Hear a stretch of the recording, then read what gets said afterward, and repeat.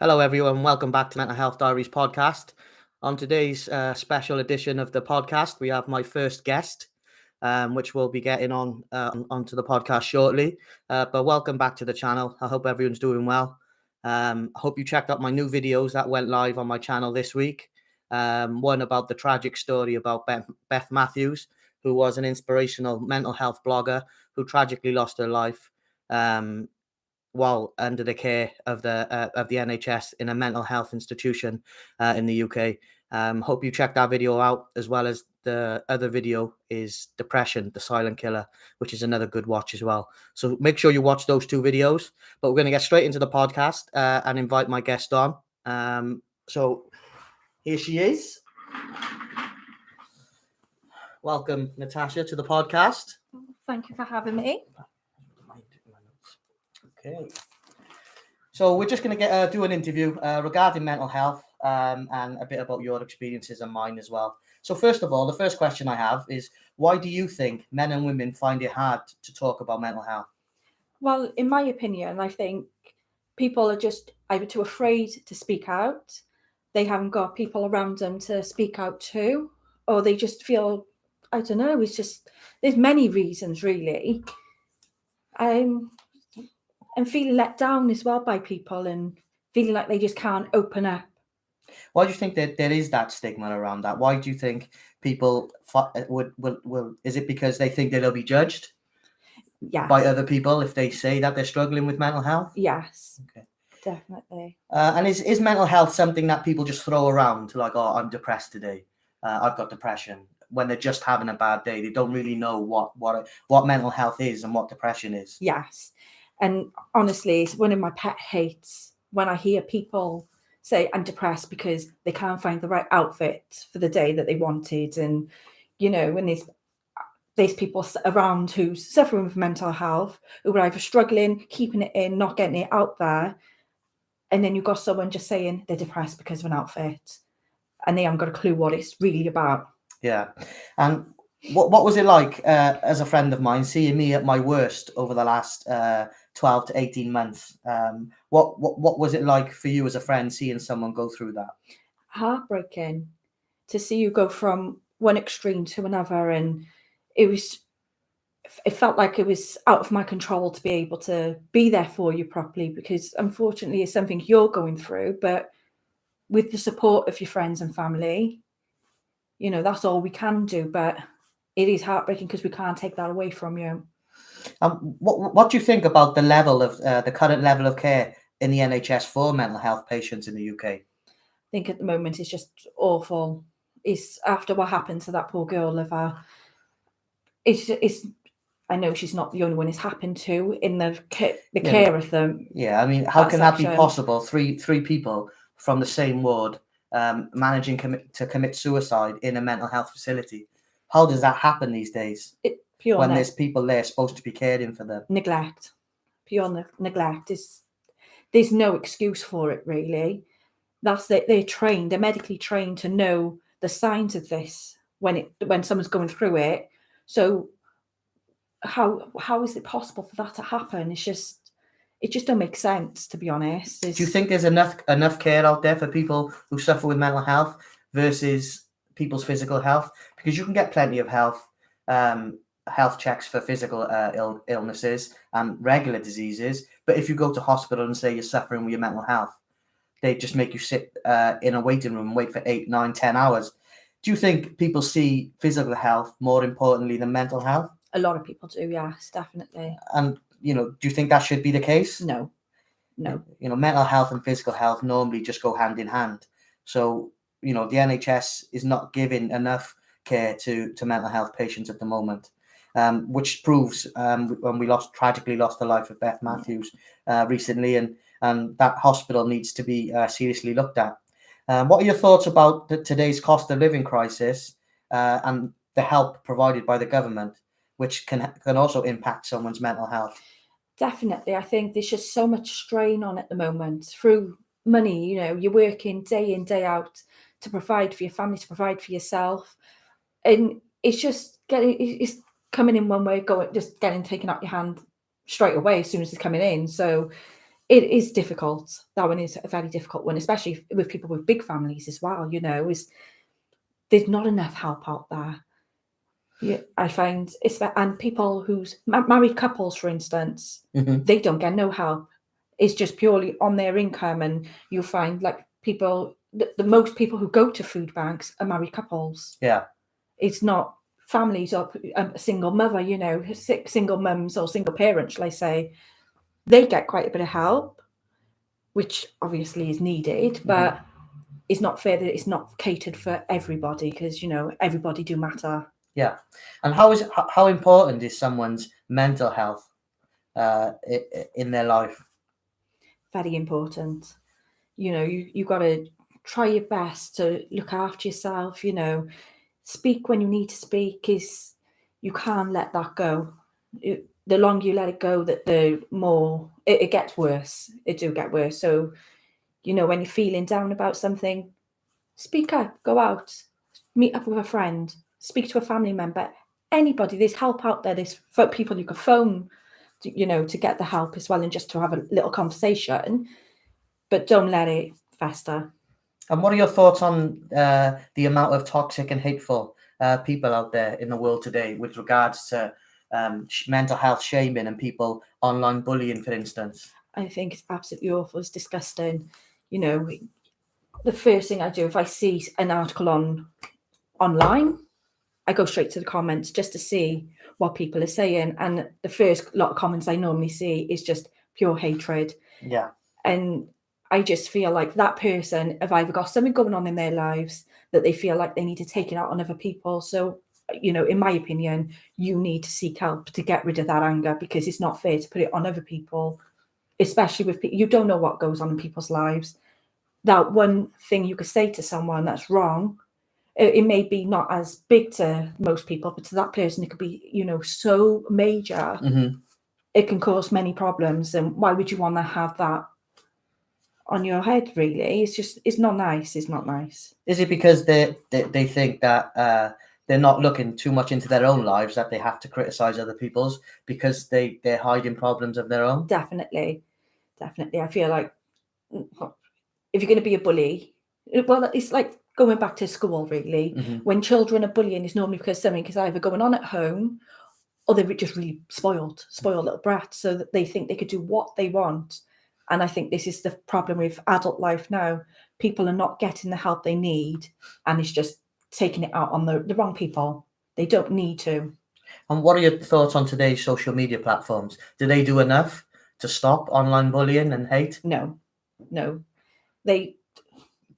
There's many things they can stop. They do read comments. Someone could say something so little and ban them from social media, but yet something so major that is going to impact someone's life, they just completely ignore. So I think there's not enough in place to stop this behaviour.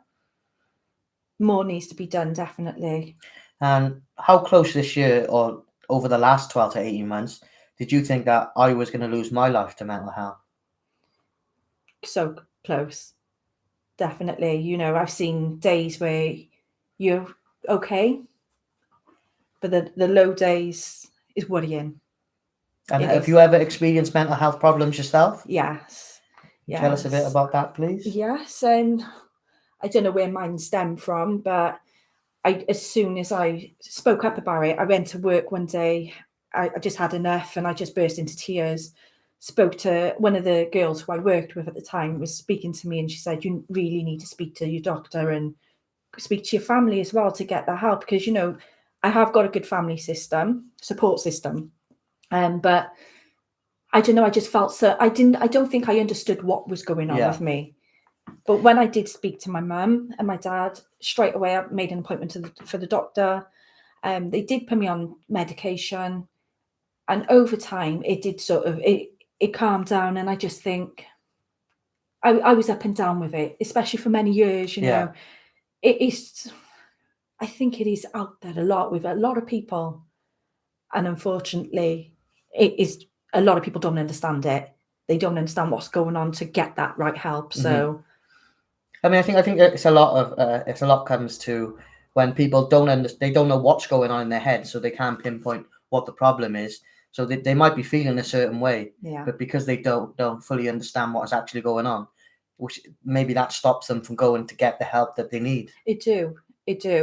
I think more needs to be put out there to sort of make it come to light. You know, it is a hard one. It is a hard one because unfortunately it's like you've said in many of your videos, it is the silent killer. Yeah, and it's taken too many good people. It has. It's the biggest killer of males under 45 in the UK, Yes. suicide. And a lot of that stems from mental health problems that they haven't dealt with. But because there's so many stigmas around, and they're afraid of being bullied or shamed or told just to get over it or just snap out of it. Just by saying those things can push someone over the edge. Definitely. No, it definitely can. It's like, schools, for instance, I got a son he's in high school. I know a lot of high schools now have got counsellors in there, which I think is really good for them to have the counsellors. It's a shame not everybody is in the same mindset of doing that. Like workplaces, it's not, how many workplaces can you say is around that supports their staff when they're going through depression or anxiety or anything really, just a bit of sadness. It's not in the workplace, is it though? There's not. There might be that in schools now, but in employers certainly that I work with, there's no structure around mental health. There's no support for mental health in any business that I've been in, and my last workplace was the most toxic work environment I've ever been in. So I think employers in general and businesses all across the UK should be looking into mental health and having some sort of structure where they're able to let their staff have an avenue where they can explore their mental health issues, work related or personal related. They should have someone trained there, like a mental health officer that works with the HR department to be available to staff. Is there anything like that in your workplace? There is. I've got a really good workplace, if I'm honest. Mental health is a big thing for them. They support it 100%. I got to admit, I'm quite happy, I'm privileged, and I'm proud to work for the company I work for. So this is when it frustrates me so much when I hear from other people about their workplace and how they're not supported, they don't feel supported, and it's sad. It is very sad that they can't see what they're doing. If you value your staff, you would go out of your way to look after them in any way possible. But I am proud of my workplace. And there are employers out there that do take it seriously, but it's just not enough of it out there in the UK at the moment. No. Especially when I left employment when I had my breakdown and I was applying for benefits. I was being treated like a criminal. As you know, I was being interviewed and asked all these different questions by people that weren't even doctors. They weren't accepting my doctor's notes as fact. They were questioning whether I was genuinely ill. And they pushed me over the edge. Where there is a video on my channel on that day of when I had that phone call with the DWP about personal independent payment.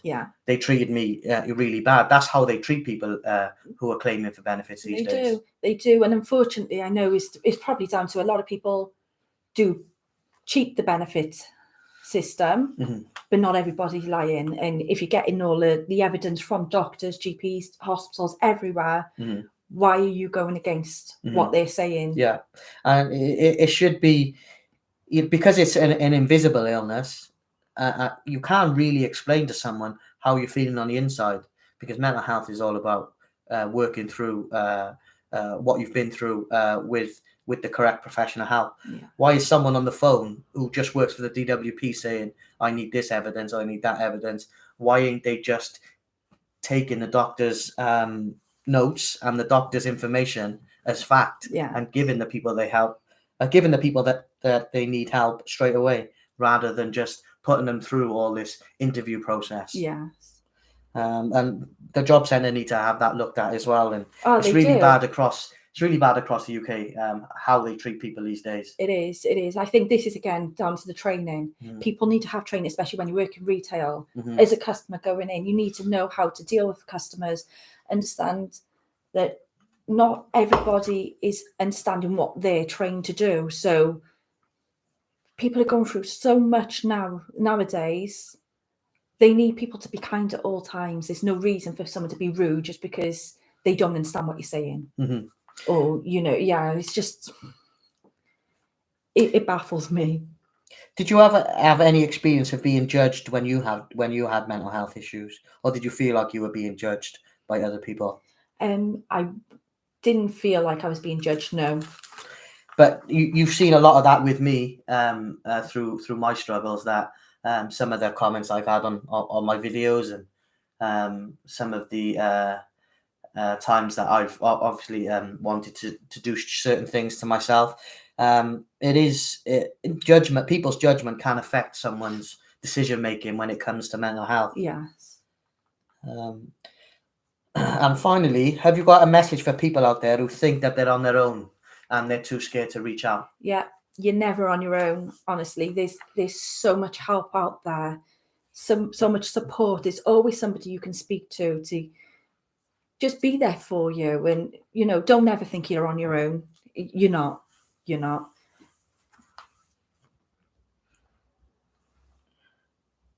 And finally, what have you thought of the channel so far, and what do you think what type of message does my channel send out?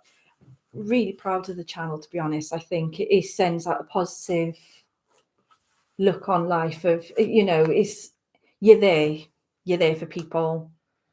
I know some people are goes to show that if I can do it, anyone can do it. Oh, definitely. And YouTube is a platform that allows anyone across the world. It's free to create a channel. Yeah. It doesn't cost you anything to create a channel.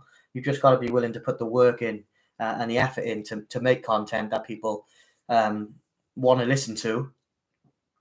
I've had mine now since April last year, and it's on nearly 700 subscribers. So hopefully it can get to a place where more people can come and talk about mental health. But the rising cost of things that we've got going on, the cost of living crisis, the online bullying, the mental health shaming, and people not actually just understanding what mental health is, it is a big factor why we're losing all these people to mental health. Most definitely. And there's too many other debates going on in the world with all these pronouns, with all these different genders, how people identify.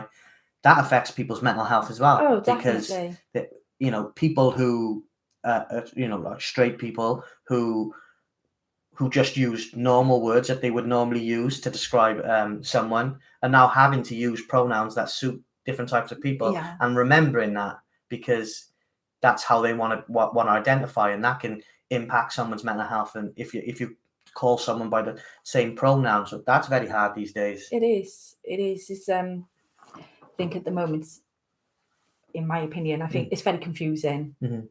You don't know whether you're coming or going. You are a bit withdrawn to say what you want to say, because you don't want to offend someone. Yes, that's it. Yeah, you don't want to offend someone, but you also, it's quite hard to say that.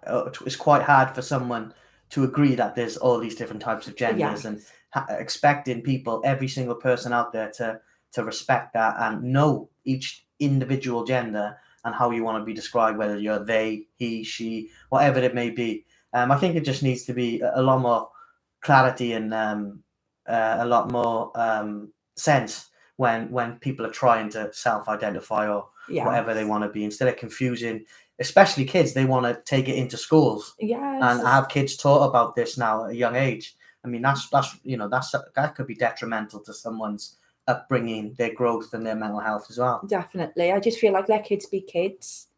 When they're grown, when they're adults, let them make their own decision and let them have their own opinions. Don't enforce your opinion on them too much and expect them to be okay with it and have to listen to your opinion only. Yeah. We're all entitled to our own opinion. If you don't like it, just bypass it. Just stop the hate and just don't. If you can disagree with someone, but there's no need for the negativity and the hate in the comments or the criticizing people just because you don't agree with something.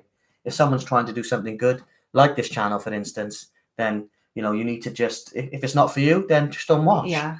Don't just go on there and spit out hate to other people who are going through stuff that they need to hear these things. Yeah. And they need to talk about these things. So thank you for coming on. That's okay. Thank you for having me. And I shall just finish the rest of the video and I'll Thank you. No problem. There we go, guys. My first interview live across YouTube. Just someone else's perspective when it comes to mental health, when it comes to how people react to mental health, how people deal with different types of online abuse or online bullying, mental health shaming, because it is massive at the moment. And I know next week from an email that I had recently from the mental health charity Mind that there is a media day next week, or I think it's either next week or the week after. There is National Awareness Day for mental health, and I think the more people in the run up to Awareness Week that speak up about mental health, the better that week will be. The more voices it'll reach, the more ears that it'll reach, the more eyeballs that it'll get across any platform that it might be going out on. So look out for that. If you are a supporter of mental health, if it is something that you advocate, if it is something that you champion, then just get involved, raise awareness, break down the stigmas, let people know that it's okay to talk about mental health. You don't have to hide in the shadows anymore. You don't have to hide in the dark anymore. You don't have to listen to people's opinion anymore, because all that matters is how you feel about yourself. And if you don't understand how you feel about yourself, that is when you need to get the professional help. Just like I'm getting at the moment. I'm currently going through counselling, and we'll see where that takes me in the future. I've reached out for help, and if I found the courage to do it, everyone else can find the courage to reach out and talk about mental health as well. So make sure you look out for Mental Health Awareness Week. It is coming up. I believe it's either next week or the week after. I'm not entirely sure on the date, but keep a lookout for that, and keep spreading the message, keep growing awareness, sharing the videos that you like on the channel, letting other people know there is a mental health channel out there that is trying to do good. It is trying to promote a positive message, and that really just wants to give mental health more light rather than it just being swept under the carpet as it probably usually does. And it just goes to show that there will be obviously a healing this month, as per the article I read out on Beth Matthews. There is supposed to be an inquest in court in January 2023, so that should be any time now, and hopefully the right outcome will happen. These people that cost Beth and those other people their life, they need to be dealt with. The care system needs to be looked at. The mental health system needs to be looked at. The amount of funding that goes into mental health care needs to be looked at, and it needs to be monitored, because out of one hospital on the same ward, 3 patients are able to take their own life in a mental health facility. That should never happen. And you can only imagine what the families are going through at the moment, because of these people's neglect, lack of care, and laziness.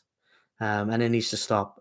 And the only way we can stop that is by shining a light on it and bringing it out from the shadows into the light, and getting the inquest done and the correct decision made, just so the families might be able to find peace one day and find out what actually happened while they were under the care of the mental health professionals at this mental health hospital. So thank you for watching today. That was my first live interview. Next week, I'm hoping to have one of my brothers on the podcast, to get his views. Don't forget to check out my 2 new videos if you haven't already. Please subscribe, bottom right hand corner. Hit that notification button so you can see when any new videos go live on my channel. Look after yourself, look after your family and friends, and I'll speak to you all soon. Take care.